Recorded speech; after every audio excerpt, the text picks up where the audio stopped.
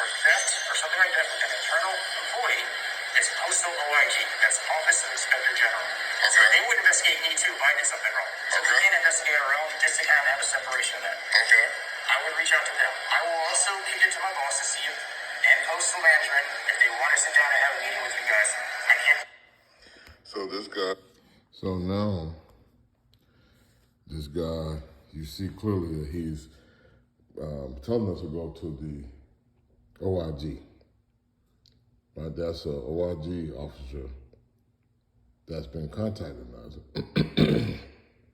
And this is the person that he's referring that we need to go to get, because the post office and the post inspector will not do a report. The only way we can get, if we want a report, we gotta go to an outside agency. Now, listen to him now. Just remember. So now he see the ID around his neck, right? So he have access to an ID. He seemed to know, he got information on the inside of the scheme that's being ran. He know where to direct us to, right? He's telling us where we need to go, this OIG person. So he have access to an ID, information about the post office, even whether it's correct or not correct. He know about the employee. He knew that we done a online and a phone conversation with the post office trying to get a postal inspector to come to our house. He knew about that. And he also know this person that's involved in matters with dealing with the court. That's the OIG person he's talking about. Now listen to this person. Now he have access to be able to get, not a report. He can't write a report, but he do have access to an ID, and he have access to a letterhead. Listen to this. We want a report that you investigated something. That's what we want. Because your report should identify how you investigated, what you did. Now, you don't do postal inspectors don't do letterhead, do they? No. Okay, I don't know. So he can get a letterhead. He can get more bogus documents to prove to us who he is. Then here he is telling us who he said he's a U.S. postal inspector. That ID that he's saying is... He's my team leader. He's your team leader. Okay, thank you, sir. And what team are you over? We're over the mail theft. Mail theft? Yes. So Mail theft and external crime. So are you who are you? Are you a postal inspector? Yes, sir. You're a federal postal inspector. Yes, sir. Okay. And your supervisor. And he's saying Okay. And he said he doesn't see that the he said they don't investigate pretty much themselves. Exactly. So right. from my standpoint, he's an employee. You don't investigate. Clark Cooper is an employee, but we don't know who that man is. Clark Cooper. So it turns out Cobb County Police looked at the IDs that we showed them that he was wearing around his neck that you see right there. And they identified that ID as a Hispanic person. And clearly you see this man is white, right? So now we know this man is not a real postal inspector. He lied. He's standing before us running a scheme.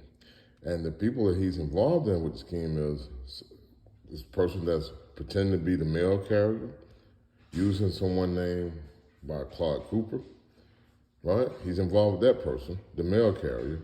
And he also is involved with the person that's pretending to be this OIG agent, his boss, this other person that can investigate him, they have the power over him, even have the power over him. You heard him tell you that. They can even investigate him. And he will even help us. He would notify the person that we're trying to reach them. He will even help us. He would help guide us. He's giving us legal advice and help and everything.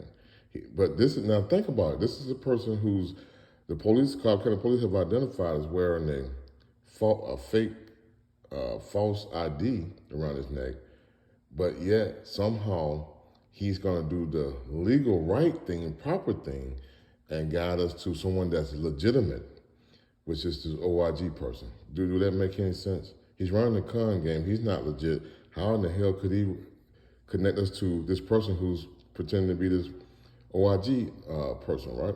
Now let's get to this OIG person.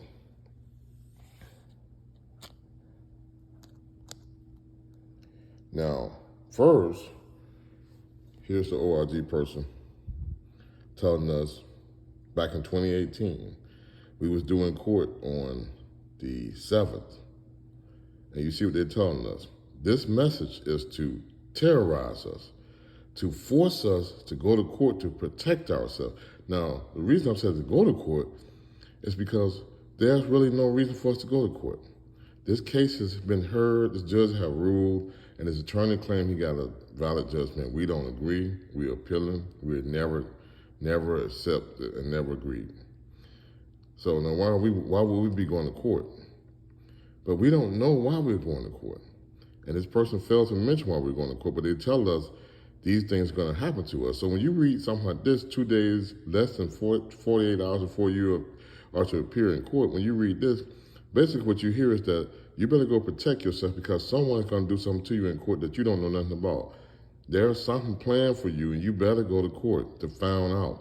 But it's a clever scheme. It's a scheme to get you to go into court, to walk in the courtroom to say, hey, I'm not here. But when you go in there, you're waiving your rights for a case that you don't even know that's happening. You're walking into a peremptory hearing. A peremptory hearing is a case where it's a brand new case that's been presented to the court, and it's you've been served by the sheriff, the complaint, and you had 30 days to answer it, all this and all that. But when you walk in and not knowing what you're going to court for, you're waiving your rights, right? So you don't even know. And you ain't been served by no sheriff or no one else, right? Only thing you've been served was by this man that's going around delivering mail illegally, pretending to be a U.S. mail carrier. The same man that this man here is trying to say is a valid employee. But you see that he's a fraud. So yeah, you know if the man is coming to save him and he's a fraud, what do you think about the man that he's trying to save? Do you think he's legitimate? Why would a post office send a fraud, a fake man, to rescue a real employee? Do that make any sense, right? So now, here's this person. Look at this here. First, this OIG person is a maniac. They're telling us, when I say maniac, they're telling us they're going to, this is a final notice. OIG is involved in filing a fraud against us in our name. So basically, we're going to frame you. So we're going to frame you. You better go take your ass in that court and find out what's going on, because we're going to frame you. Don't miss that court date. And you're going to be sued. Right? This is what this OIG person is telling us. You see it right here, right? The Office of Inspector General Office. This is OIG, right? Then next, here's the person again. Okay. Here's the person again. Sorry. I have to stroll through these crazy documents. But here's the person again. Now here's the person again, communicating with us again, but now in a different tone. Now they are very calm, and they sound like they can be trusted. Let me show you. Here they go right here. Now they give a name. You see, the first time they didn't give their name, but we just scratched the name out. Now they're giving a name. This is the second time we encountered this person talking to us. Now, remind you, some of these same messages my kids even been receiving. Now this person is going to look into the conduct of this mail carrier, right? So give me a call and hello. And you see they said hello the first time, so clearly that's the same person. You see hello, right? You see hello right there. Then that's how they address people, they start off with hello. So we see it's the same person, right? It's the same OIG agent. But the first time they was telling us we're gonna be sued, and the OIG is gonna put a fraud in our name. They're gonna be a part of framing us, the OIG. Now you know that's not real, right? You know that it's not real. That's bogus, right? Clearly it's bogus, right? But nevertheless, we're still dealing with it. Now, again, I want to point out to you, you see how they start off their conversation with you. Focus on how they start off. Hello, my name is, okay. Now let's go back.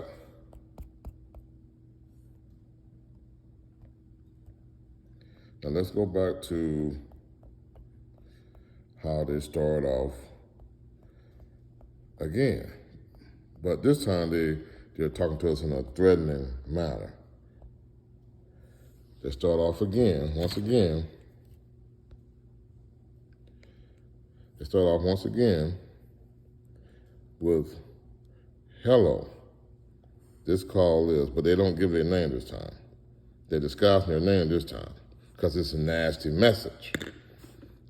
And you tell me you're threatening me that you're going to do something. You're luring me into this court, force me to go into court that I have no clue what I'm walking into. And I'm walking into a court case, a brand new case that is some ghost accuser that's suing me, that's using the attorney firm name. Now the attorney, we write the attorney, and the attorney say they don't know they contact the court and told the court that they was not coming because there's no reason for them to show up. So they discussed this with the court, but not with us, right? But we're still due to come to this court. We get to court, and the judge, the only one that can see this order, the only one that can see this complaint, clearly is the judge. Because we don't have it. We've never been served, and we don't know anything about it. Even the attorney is claiming he don't know anything about it. Okay?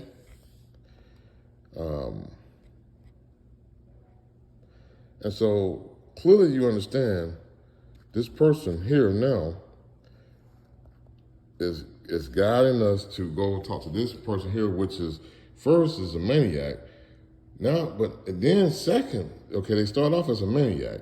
Don't give their name, try to disguise their name. Then they come back and give their name. Now they're going to check into the conduct of the postal employee. This person's pretending to be a mail carrier. The same person that this man is saying is legitimate, and he's going to come here and help him. And he said he's supposed to inspect it, but it turns out the police, Cobb County Police, have identified his ID as fraudulent as well. Just like they identified the man who's delivering the mail as wearing fraudulent ID. Okay. So now you understand. Now this person is telling us to go to their boss, the person that they report to, and go to this person here. It's the OIG person, the one who can investigate, not have the power to investigate not only anyone else that's doing wrong, but can investigate him as well. They have more authority than he do. That's who he's telling us to go to. This person here, who's right now, you read this yourself, it sounds like a total maniac. Just making sure we get in that court to find out what's going on or else, right? So, of course, we run in court to find out what's going on.